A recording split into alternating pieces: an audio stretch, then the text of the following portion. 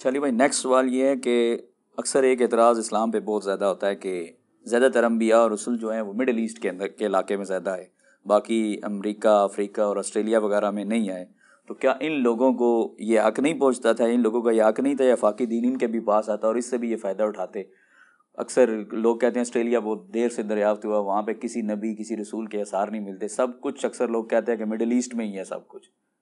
تو اللہ کو اس ایریے سے کیا کنسرن ہے؟ نہیں تو آسٹریلیا کو اتنی دور آپ پہنچ گئے، پہلے تو پاکستان کو ذکر کریں نا. پاکستان میں کوئی پیغمبر کے بارے میں آپ کو کچھ پتہ چلا ہے؟ پاکستان کی قریب ترین تو ہے، قریب کی ذرا یار، آج بھی 4 گھنٹے کی کم از کم فلائٹ ہے، 4 مہینے کا پیدل سفر ہے، اس کو آپ قریب ترین کہہ رہے ہیں؟ ایون انڈیا میں کہتے ہیں کہ حضرت آدم تو انڈیا تک بھی آئے ہیں. بس وہ تو یہ کہتے ہیں نا جی، کہنا ہے نا. ہم تو قرآن کے اس آیت کے اوپر ایمان رکھتے ہیں، وَإِن مِّن أُمَّةٍ إِلَّا خَلَا فِيهَا نَذِيرٌ. کوئی امت ایسی نہیں گزری جس میں کوئی نہ کوئی ڈر سنانے والا نہ بھیجا گیا ہو. ٹھیک ہے، چونکہ ہمارے پاس ہسٹوریکل ڈیٹا اس طرح کا موجود ہی نہیں ہے.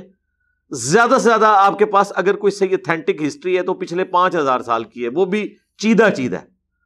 یہ تو اب انفارمیشن کا دور ہے یار. اگر میں آپ سے یہ پوچھنا شروع کر دوں کہ صحابہ کرام کے ڈیٹ آف برتھ اور ڈیٹ آف ڈیتھ بتا دیں تو آپ یہ نہیں بتا سکتے. اس کو چھوڑ دیں، آپ کے پردادے نہیں اپنی پیدائش کی تاریخیں جو ہیں وہ اندازے سے لکھی ہوئی ہیں. یہ تو اب اس طرح ڈیٹا جمع ہونا شروع ہے، لہٰذا یہ کچھ چیزیں اس طرح موجود نہیں ہیں، ڈینائل نہ کریں. اب رہ گیا، قرآن نے اس کا جواب دیا ہے کہ کئی انبیاء کرام ہیں جن کا ذکر ہم نے اے نبی تم سے کیا، اور بہت سے ایسے ہیں جن کا ذکر نہیں کیا. جب ذکر نہیں کیا تو یہ آپ نے کیسے اسیسمنٹ کر لی کہ عرب کے علاوہ اور سرزمین میں پیغمبر نہیں آئے؟ کہیں قرآن نے یہ بات نہیں کی ہے، نہ انکار کیا. آپ یہ کہیں کہ قرآن میں صرف عرب کے انبیاء کا ذکر ہے. اس کی وجہ یہ ہے کہ نبی علیہ السلام کی بعثت خاصہ مشرکین عرب کی طرف تھی. کل کو آپ یہ بھی اعتراض کریں گے کہ عربی زبان میں قرآن کیوں نازل ہوا، ایک ورژن انگلش میں آنا چاہیے تھا، ایک اردو میں آنا چاہیے. یہ تو 50 سوال میں بھی آپ کو لکھ کے دے دوں گا. اس لیے ہم کہتے ہیں ڈاکٹرن کو آپ سمجھیں. دین کی ڈاکٹرن یہ ہے کہ اللہ تعالیٰ نے اہل عرب کو دنیا کی امامت کا فیصلہ فرما لیا، جس طرح پہلے بنو اسرائیل کو کیا، پھر بنو اسماعیل کو. اس کے لیے نبی علیہ السلام کو چنا، ان کے جانثار ساتھیوں کو، اہل البیت کو چنا، ان کی زبان میں قرآن نازل کیا تاکہ وہ پوری دنیا تک اسلام کی دعوت پہنچائے. لہٰذا ان کے ساتھ پاکستان، آسٹریلیا یا امریکہ کی باتیں کرنے کا کوئی فائدہ ہی نہیں تھا. ان سے وہ چیزیں ڈسکس کرنی چاہیے تھی جو ان کے علاقوں سے ریلیٹڈ تھی، جو ان کی زبان میں بات کی جا رہی ہو، انہیں سمجھ آئے. اسی لیے آپ دیکھیں قرآن میں جو سائنٹیفک فیکٹس ہیں، جن کی ڈیٹیلز آج ہمیں سائنٹسٹ بتا رہے ہیں، لیکن قرآن کے اعتبار سے وہ پرفیکٹ ہیں اس حوالے سے کہ جو کامن آبزرویشن ہے نا، اس میں کافی ساری چیزیں اس زمانے کے لوگ بھی آبزرو کرتے تھے. افلا ينظرون الى الابل كيف خلقت، کیا تم نے اونٹ کی طرف نہیں دیکھا کہ ہم نے اسے کیسا تخلیق کیا ہے؟ یہ 4 ہی آبزرویشن تھی نا، وہ قرآن میں اللہ نے ذکر کر دی.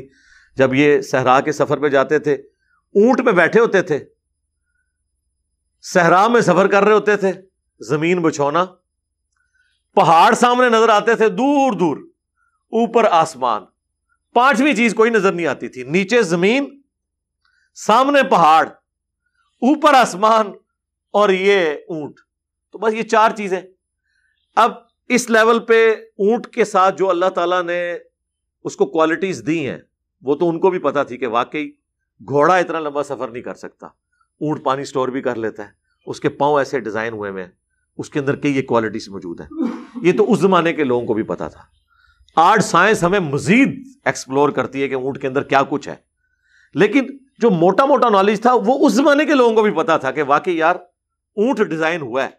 ان میں سے بھی کوئی ہاتھی لے کے ریگستان میں نہیں جاتا تھا، نہ کوئی گھوڑا لے کے جاتا تھا، اور اگر گھوڑے لے کے بھی جاتے تھے ساتھ اونٹ ہوتے تھے ان کے، کہ اگر کہیں ایسے علاقے میں جانا ہے جہاں آپ کو تیز سفر کی ضرورت ہے اور وہاں ریگستانی علاقہ نہیں ہے تو ساتھ گھوڑے بھی سفر کریں.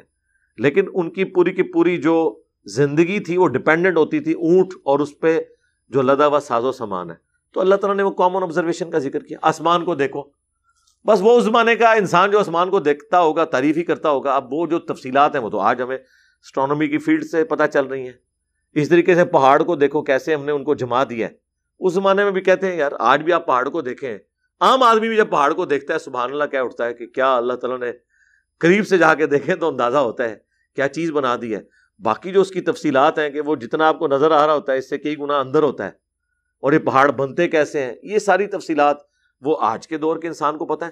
تو میرے خیال ہے ہر چیز کے بارے میں تھوڑا بہت نالج اس زمانے میں بھی تھا، وہ اس زمانے کے لوگوں کے لیے کافی تھا۔